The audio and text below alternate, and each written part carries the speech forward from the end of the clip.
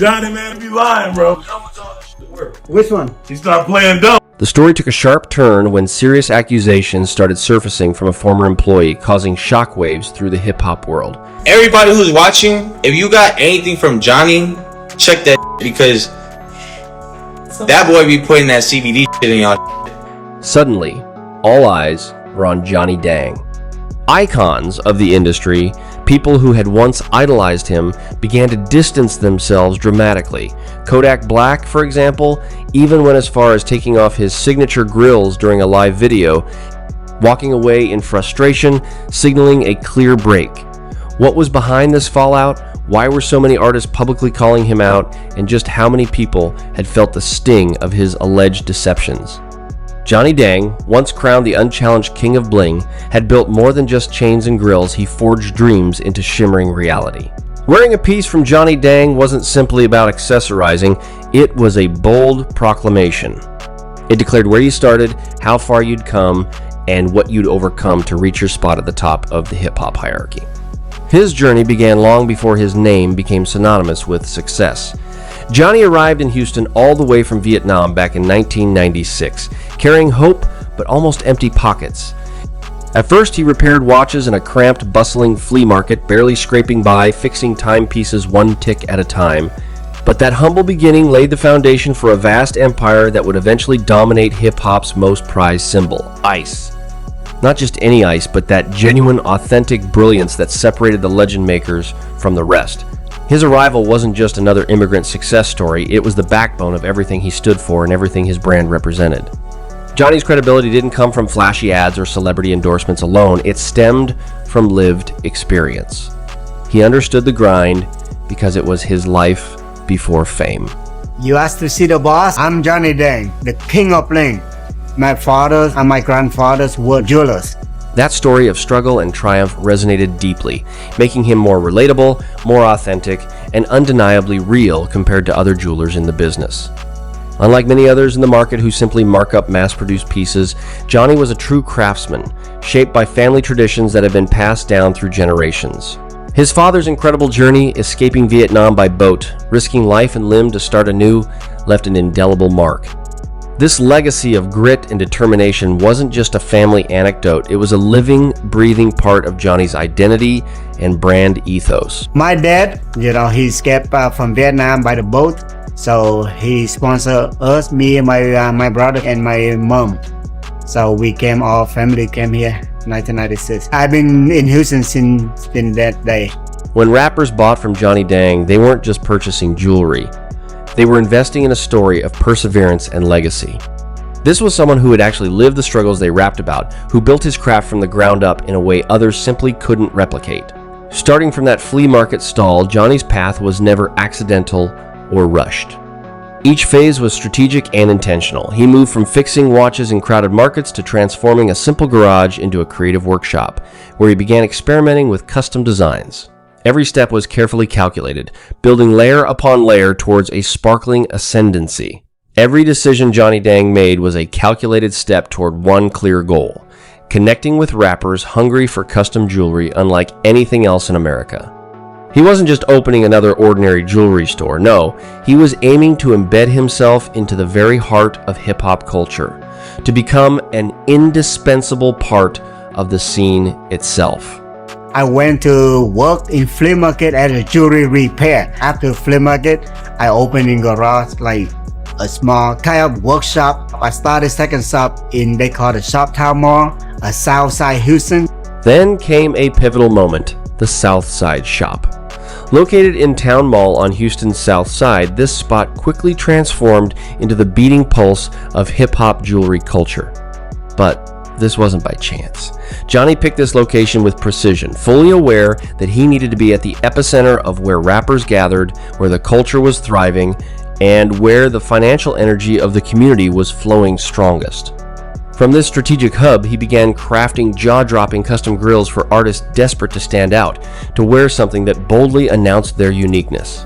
These weren't just teeth accessories, they were statements of commitment, symbolizing that these rappers were willing to invest whatever it took to be the most dazzling, the most iced out, the ones who could walk into any room and immediately command attention. But Johnny's creations went far beyond grills. He built entire worlds of lavish creations, thick chains, intricate pendants, luxurious watches, full-headed, iced-out extravaganzas that became the ultimate status symbols within the hip-hop community. The work Johnny did demanded more than just skillful craftsmanship. It required a deep understanding and intuition for what these artists desired, what they were ready to spend, and what would make them feel like royalty. A Johnny Dang piece wasn't just jewelry, it was a symbol of authenticity, a proud declaration of identity. It meant that when you showed off one of his creations, you weren't just flaunting wealth, you were sharing a real connection, a tangible piece of hip-hop's spirit. Word of mouth was powerful. Rappers flocked to Johnny Dang because they heard whispers through the grapevine, because seeing their peers adorned with his stunning pieces was impossible to ignore. The message was clear.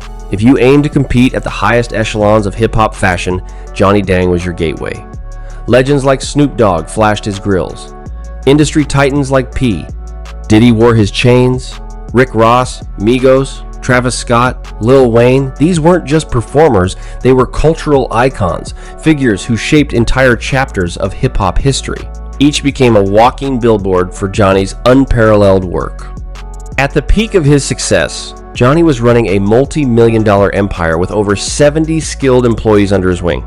This wasn't just a business, it was a cultural powerhouse synonymous with authenticity and excellence in rap culture. By the early 2020s, Johnny Dang transcended the role of a jeweler. He had become an institution. The undisputed king of bling. That crown meant everything. It stood for unmatched quality, real authenticity, and a seal that guaranteed when Johnny Dang made your piece, it wasn't just flashy or expensive, it was the real deal. That belief? It was the cornerstone of his legacy. What truly set him apart wasn't just his craftsmanship, but the way he made each piece feel like a priceless symbol of what it meant to be part of the culture's elite.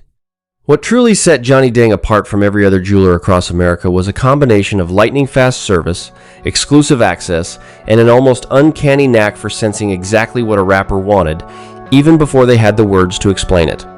When Travis Scott was eyeing a custom grill to celebrate his birthday, Johnny didn't make him wait for months on end like most jewelers would. He created the masterpiece in just 2 days. It wasn't just about speed. It was about delivering perfection at a pace nobody else could match. I've been making so many grills with a client. With not only the old generation like Snoop, Power, P. Daddy, Rick Ross, Migo, and then the younger new generation. And when a client dreamed up something wild, like a jaw-dropping piece encrusted with 10,000 diamonds that looked like a monstrous creature springing to life, Johnny didn't back down.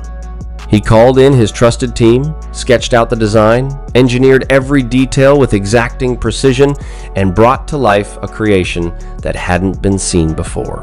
This blend of rapid craftsmanship, exceptional quality, exclusive access, and fearless innovation is what put Johnny Dang in a league of his own beyond every other jeweler in America, and quite possibly the entire world. While most jewelers were stuck relying on middlemen, distributors, or complex supply chains that dragged on for weeks or even months, Johnny had an entirely different system. His business was powered by his own manufacturers, his own hand-picked team, and most importantly, his own vision. Ideas that landed on his desk Monday morning could be transformed into dazzling finished pieces ready to ship by Wednesday afternoon. But building a jewelry empire isn't just about speed or skill, it hinges on the people who keep the wheels turning behind the scenes. And in 2021, someone who understood every cog and gear inside that empire decided to pull back the curtain. This wasn't just some random employee, this was an insider who'd witnessed firsthand how the operation ticked, who knew every detail of its inner workings, and who held a key role. This man was known as Plug Gio, though in more formal circles he went by Jose Mata. Regardless of the name, one thing was crystal clear: he was no ordinary staff member. Plug Gio was integral to the daily flow of Johnny Dang's business. He managed the money, fully grasping the cash streams, tracking exactly where funds came from and how much was pouring in. Plug Gio didn't just crunch numbers from behind a desk. He was regularly flying out multiple times a week, personally picking up large sums of cash from high-profile deals, sometimes handling over $100,000 in a single run. His unique position meant he worked closely with A-list rappers and celebrities, building relationships that went beyond business. He understood their tastes, their desires, even anticipating their requests before they spoke them aloud. From managing custom projects from start to finish to ensuring every detail met Johnny Dang's sky-high standards, he was the trusted link between the clients, the creative team, and the final product. Through these connections and responsibilities, Plug Geo became a cornerstone of Johnny Dang's empire, making sure the top-tier clients felt not only valued but truly special, like Johnny Dang was crafting something exclusively just for them. And according to Plug Geo's own account, during a single year, the revenue he directly generated for Johnny Dang's business reached an astonishing $9 million. A staggering figure revealing just how vital he was to the operation. $9 million. Imagine hearing a number like that one that could have transformed your life completely, setting you apart as a key player within the company and making you feel truly valued for all your dedication and hard work. But for him, the reality was painfully different. Let's talk about how many times I done flew out for this dude and done picked up hundreds and thousands of dollars. May I remind y'all, I done went and picked up $100,000, right? And I would ask him, I literally tell him, like, bro, I got 2 daughters. Every single day, he was the one on the front lines, constantly hopping on planes, carrying enormous sums of cash, the unseen force that kept the entire operation humming smoothly behind the scenes. Meanwhile, Johnny Dang, the face of the company, was the one basking in all the fame, all the credit, all the applause. He wasn't just doing this for himself, he had a family depending on him, 2 daughters who looked up to him, and every risky move he made was fueled by a belief that his loyalty and sweat would one day pay off. Traveling with such vast amounts of cash wasn't without danger. It left him exposed, vulnerable in so many ways. But he stuck with it, because deep down he believed in the company and his role within it. Then came the moment he finally stood up for himself, asking for something completely reasonable. Respect, a fair share of the profits, a raise just recognition for the revenue he was single-handedly generating, and that's when everything began to unravel, setting off a chain of events that would eventually cast a long shadow over Johnny Dang's reputation. I made you $9 million in a year. Just give me 4% commission. You know, 4% commission, especially for a jeweler, is not a lot of money. He was asking for just 4%, a modest figure, especially in an industry where commissions often run much higher. It was hardly an audacious demand, not something that should have caused Johnny Dang to panic or face financial strain. After all, this was a person who'd brought in $9 million. All he wanted was a fair slice of that pie. But Johnny Dang refused. He wasn't willing to budge beyond a mere 2% offer. To put that into perspective, 2% of $9 million is just $180,000 a fraction for someone who is such a critical part of the machine. That offer wasn't just low, it communicated something far worse. A lack of respect, a sign that Johnny Dang didn't truly see him as a vital part of the operation. He would give me 2% commission, and then when I asked him for a raise, he said, "Oh, I'm gonna give you a $2 raise." I only get paid $10 an hour. And when Plug Geo came back, wanting more after years of loyalty and undeniable success, needing that boost to provide for his family, the response was even more disheartening. Johnny Dang's counteroffer, a $2 per hour raise, not 2 extra dollars added on top of his pay, but $2 total, a laughably small increment on a $10 hourly wage. It wasn't just a number that $2 held a deeper sting. It was almost like Johnny Dang was saying, "You expect more? Fine, here's a token increase that should suffice." Meanwhile, Johnny Dang himself was living it up in a multi-million-dollar mansion, running a sprawling empire worth millions. He was busy making high-stakes decisions about expansion, about collaborating with big-name rappers, about the next major deal, and yet he treated the very person fueling the company's growth with such disregard. This crushing moment laid bare the harsh truth. When the stakes were real, when loyalty met ambition, and when respect was demanded. The cracks within the empire began to show cracks that would not just affect one man, but an entire legacy. At that moment, Plug Geo found himself living a stark, almost surreal contrast. There he was, the very person responsible for creating the dazzling pieces that raked in millions for Johnny Dang, the man sipping cognac, basking in the luxury every immigrant dreams of when coming to America. Meanwhile, Plug Geo was barely scraping by, struggling to pay rent month after month, desperately trying to provide for his 2 daughters, and fighting to keep his financial head above water in a city that never lets up. You sitting at your $1 million mansion, chilling, drinking your cognac. Like, everybody who's watching, if you got anything from Johnny, check that, because that boy be putting that CBD in y'all shit. The disparity couldn't have been clearer. The disrespect, absolutely undeniable. It was a toxic imbalance of power and recognition, one that Plug Geo couldn't stomach any longer. Then, in April 2021, something inside him snapped. Capturing the moment on a live camera stream, Plug Geo dropped a bombshell that sent shockwaves far beyond grumblings about fair pay or poor work conditions. What he revealed went deep, far deeper. He accused Johnny Dang, the king of bling himself, of deliberately selling fake diamonds to some of the most famous rappers and celebrities in the world. Not just any fake stones, but lab-grown diamonds, CVD diamonds, which are nearly indistinguishable from natural diamonds to the naked eye, but cost a tiny fraction of the price. These were being passed off as real natural diamonds with luxury prices to match. This wasn't a small issue of mislabeling or oversight. This was, Plug Geo claimed, a systematic, deliberate fraud that struck at the heart of Johnny Dang's pristine reputation. Imagine the gravity of those words, performing a large-scale deception on a clientele that prided themselves on authenticity and exclusivity. The rappers, the celebrities believed they were investing tens of thousands, sometimes $50,000, $100,000 or more in rare, natural treasures pulled straight from the earth in pieces meant to symbolize success, legacy, and status. Instead, Plug Geo claimed they'd been sold cheap, lab-grown diamonds worth just a fraction of their price tag. Now, picture this multiplying across dozens, maybe hundreds of clients spanning years of work. Factor in the sky-high markups Johnny Dang was known for charging. What emerges is a potential financial scandal worth millions of dollars. This wasn't just about gems, it was about trust, integrity, and the very legacy of a man hailed as the king of bling, potentially operating a carefully orchestrated scheme to exploit those who believed in his brand the most. But intriguingly, that wasn't the entire story. The worst part, the most heartbreaking twist, came when Plug Geo decided he had to walk away. When he tried to leave quietly, hoping to move on with his life, Johnny Dang's response was chilling. Out came a contract, a cold, controlling document designed to silence him forever. It was a legal chokehold, a tool of domination. It sought to erase Plug Geo's contributions entirely, forbidding him from ever mentioning or showcasing the work he had poured his heart into. It barred him from sharing on social media, from building his own professional identity, from ever claiming credit for his own artistry again. In essence, it was an attempt not just to hold him back, but to erase him. He brought out a contract and told me if I didn't sign the contract that he would fire me.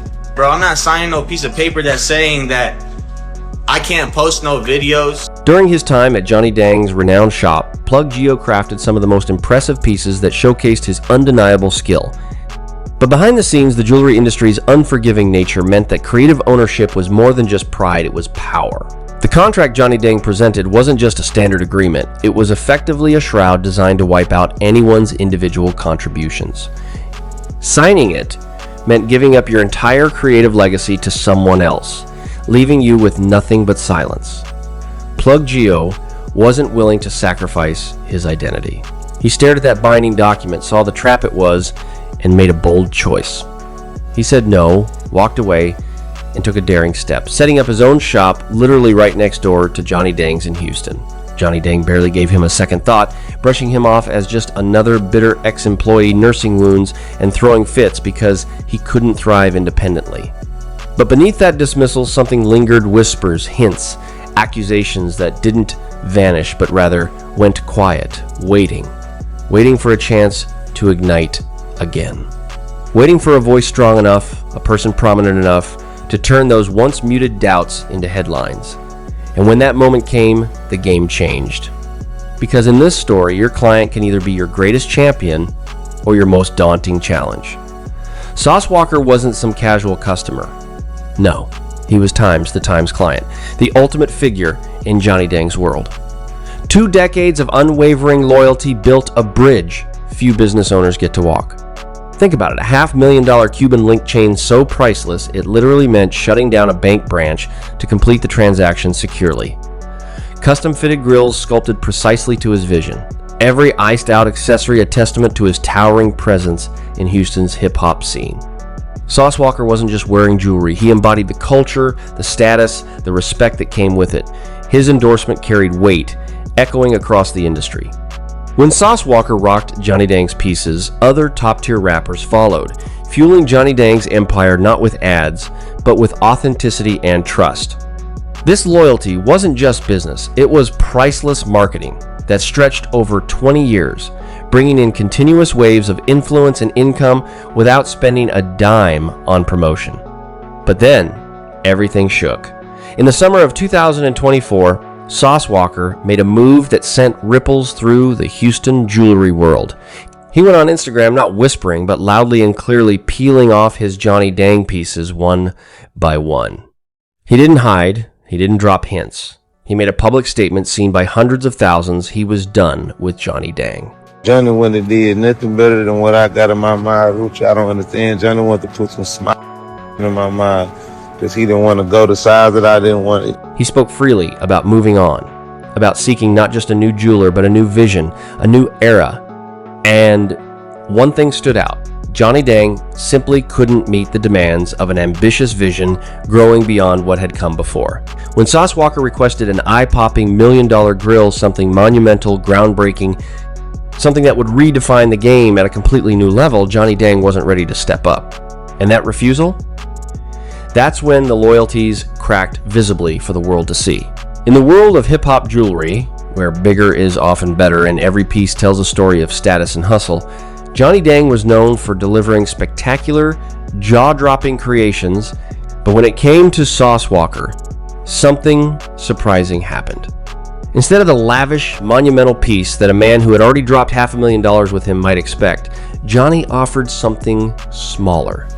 Not just physically smaller, but also smaller in ambition, smaller in vision. In an industry built on pushing limits and flaunting success, that gesture was felt as a deep, almost unforgivable slight. It wasn't just a necklace or a grill, it was a statement that didn't match the magnitude of Sauce's aspirations. And in the unspoken code of hip-hop bling, that was the real disrespect. Johnny Dang wasn't just any jeweler. He was the kingpin of bling, the man with the capability, the craftsmanship, the resources, and the connections to create show-stopping, $1 million grills that could capture the essence of luxury and status. He had an entire team behind him, a warehouse full of the purest diamonds and rarest metals, and a reputation built on catering to the biggest names in the game. But when the moment came for Sauce Walker to step up and go all in on his vision to secure a grill that was not merely flashy but a groundbreaking statement of opulence, Johnny Dang hesitated. Or maybe, and this is the gnawing question that would haunt the scene afterward, he knew he couldn't deliver what Sauce wanted and chose not to overpromise. The exact reason may never be fully clear. What did matter was that Johnny Dang didn't or wouldn't rise to the challenge. Sauce Walker's dream wasn't small change. He was ready to break records. Bigger and more expensive than any grill that had ever been made, an unmistakable symbol that he was on a different level, a new league, and he had the means to fund this extravagant pursuit. But Johnny Dang, despite all his glory and history, proved unable or unwilling to meet that demand. The result was unmistakable. Sauce Walker walked away. What happened next sent shockwaves through the hip-hop world. Sauce replaced the loyal Johnny Dang pieces with a dazzling $1 million grill crafted by none other than Plug Geo, the very same former employee who had blown the whistle on Johnny Dang's operation years earlier, exposing secrets that damaged the jewelry giant's pristine image. Pause and let that sink in. This wasn't just a change of jewelers, this was a seismic shift, a dramatic public rejection. Sauce Walker's departure from Johnny Dang after decades of loyalty wasn't just news, it was a bold proclamation. By choosing Plug Geo over the King of Bling, Sauce was announcing loud and clear, Johnny Dang was no longer the best. He was no longer the one setting the bar. Moving from pieces that Sauce himself described as worth $100,000 to a jaw-dropping $1 million upgrade wasn't just about the money. It was a direct challenge, a message that the throne had shifted. The meaning behind this switch was undeniable. Johnny Dang had lost his sharpness, his allure, his crown. This was the moment everything changed, the moment when fans, rappers, and the industry began to wonder if Johnny Dang's reign was truly over. The narrative shifted, loyalties wavered, questions started pouring in. So I went to the nigga that made it fit. Nigga that made it happen. And Johnny Dang didn't stay silent. In true charismatic fashion, he took to Instagram, firing off a series of passionate, fiery videos and posts. He poured his heart out, blending rage with strategy. He wasn't just defending a business or a brand, he was defending a legacy forged from scratch, built on grit, sacrifice, and an immigrant's hustle. He reminded everyone of where he came from, the struggle, the long nights, the fight to rise from nothing to become an icon. This wasn't just about jewelry. It was about a story of triumph and survival, and Johnny wasn't ready to let that be forgotten. People lauded him as a self-made legend, a figure who arrived from Vietnam with nothing but a dream and relentless determination.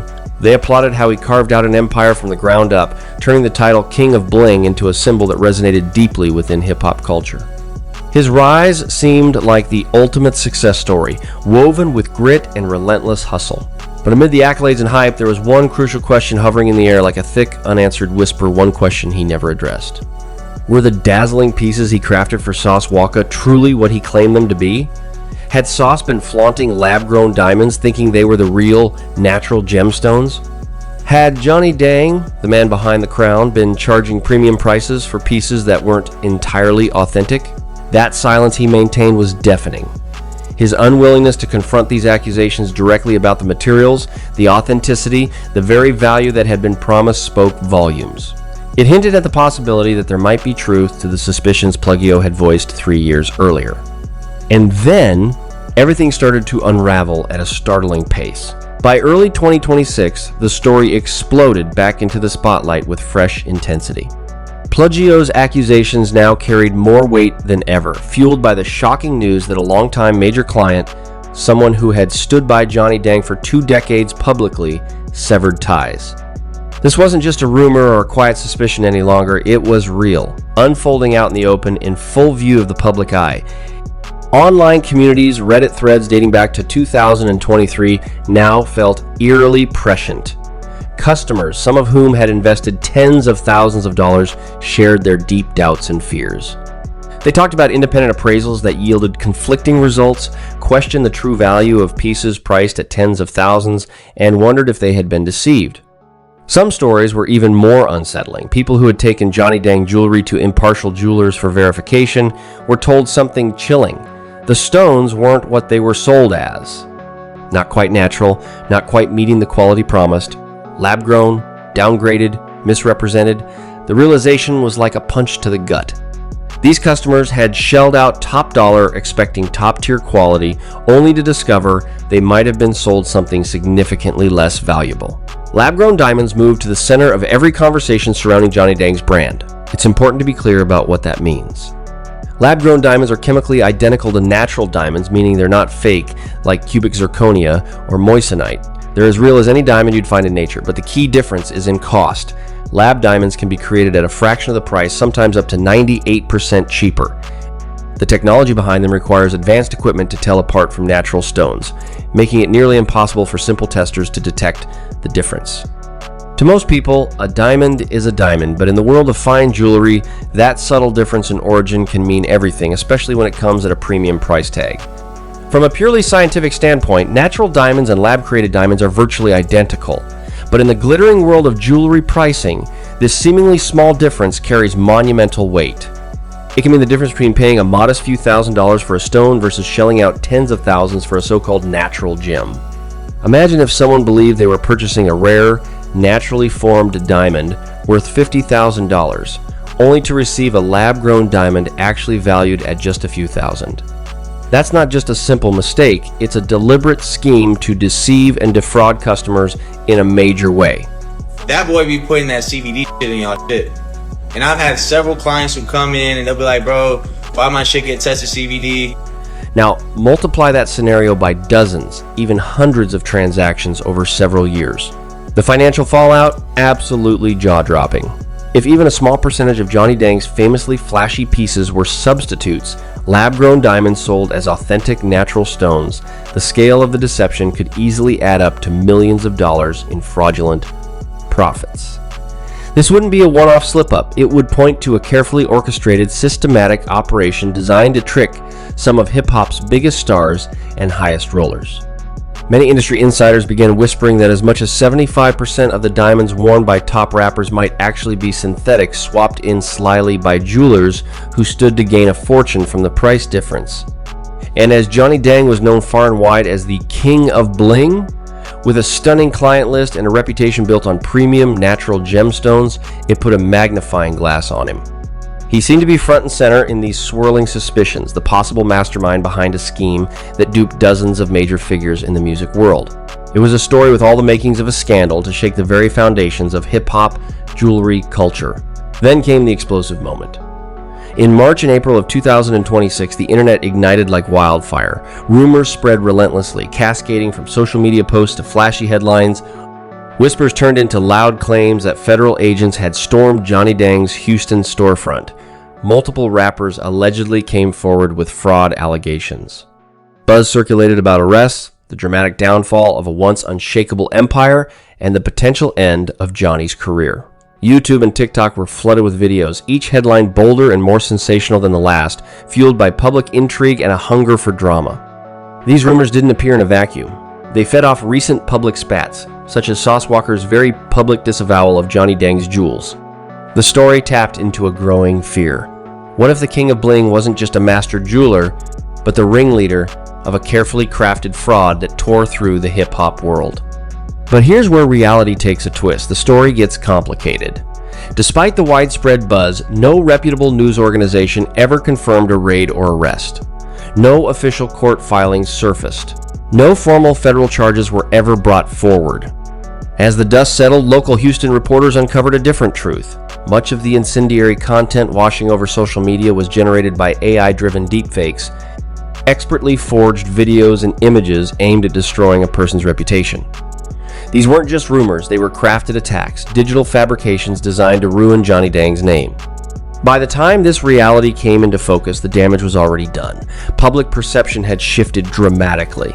No longer was the question simply whether Johnny Dang was involved in something shady. It had shifted to a broader conversation about trust, misinformation, and how easily a career built on decades of hard work can be threatened by the weaponization of false digital content. The story had grown beyond a diamond scandal. It had become a cautionary tale about reputation, technology, and the fragile nature of fame itself. They claimed he was innocent. Yet the questions kept swirling. Why did the story feel so believable? Why did this specific allegation gain such traction? Why were some of hip-hop's biggest names, the very artists who built the culture around authenticity, starting to buy into it? Even more striking, why did the very law enforcement officers familiar with the case appear ready to abandon him? In response to the mounting storm, Johnny Dang stepped forward with unwavering resolve. He confronted the false tales head-on, dismantling the misleading headlines that had spread like wildfire. He proudly pointed to his legacy over 25 years as a respected figure in the industry, a business owner not just surviving but thriving, with more than 70 employees relying on him every day. His defense wasn't just words. It was a testament to a life built on trust, hard work, and integrity. Johnny took to his social media platforms, sharing heartfelt posts on Instagram and beyond, determined to seize control of the narrative before it spiraled out of reach. He reminded people this wasn't some shady operator running a scheme. This was a self-made immigrant who had clawed his way from humble beginnings to become a titan in the world of fine jewelry. He had built an empire brick by brick, hand by hand, and he wasn't about to let misinformation tear that down. But the story wasn't as simple as good guy versus bad guy. The layers of complexity ran deep. Johnny also admitted that certain artists owed him vast sums of money, millions reportedly, including names like Sean Kingston and Rich the Kid. The facts introduced shades of gray that made the story harder to untangle. So what was the real truth? Was Johnny Dang a victim of false rumors? Or was there a hidden side we weren't seeing? Perhaps the reality rested somewhere in the middle, complex, nuanced, and shaded by competing interests. The explosive claim from Plug Geo about lab-grown diamonds being swapped for natural ones remains unproven in any official capacity. No court has taken up these accusations, no formal investigation has been publicly announced, and no lawsuit has come to light. Still, where there's smoke, there might be fire. Plug Geo wasn't some outsider. He was an insider with intimate knowledge of the operation, someone who knew every corner, every process. I was an asset to your company, bro. Nobody was doing the shit that I was doing for you. His motivations weren't simply malicious. He claimed to have been wronged, disrespected, denied fair treatment, and silenced by binding contracts designed to keep damaging details hidden. Then there's Sauce Walker's abrupt change. While it doesn't prove fraudulent actions, it tells a story on its own. Could it have just been a personal choice? A desire to upgrade and make a statement with something bigger and bolder? Or was it a signal of fractured trust? A warning sign of cracks running deep within the relationship? When a client who has invested $500,000 over 20 years publicly walks away and trusts a former employee instead, it's impossible to ignore the message that sends. It's about confidence, quality, and loyalty, the pillars that hold any business together. Allegations about underpaid workers, contracts crafted to muzzle employees, and a pervasive lack of transparency only add fuel to the fire, raising doubts about what truly went on behind those diamond-studded doors. In the end, this saga is a powerful reminder of how success and controversy can intertwine in unexpected ways. It challenges us to look beyond headlines and consider the multifaceted truths beneath the surface. Johnny Dang's story is far from over. It's a living, breathing narrative shaped by dreams, betrayals, and the relentless pursuit of trust in a world where perception often becomes reality. If this story kept you on the edge of your seat, don't forget to hit that thumbs up, subscribe for more deep dives into the stories behind the headlines, and share this video with your friends who love a good mystery. We want to hear your thoughts too. Drop a comment below and join the conversation. Thanks for watching, and stay curious.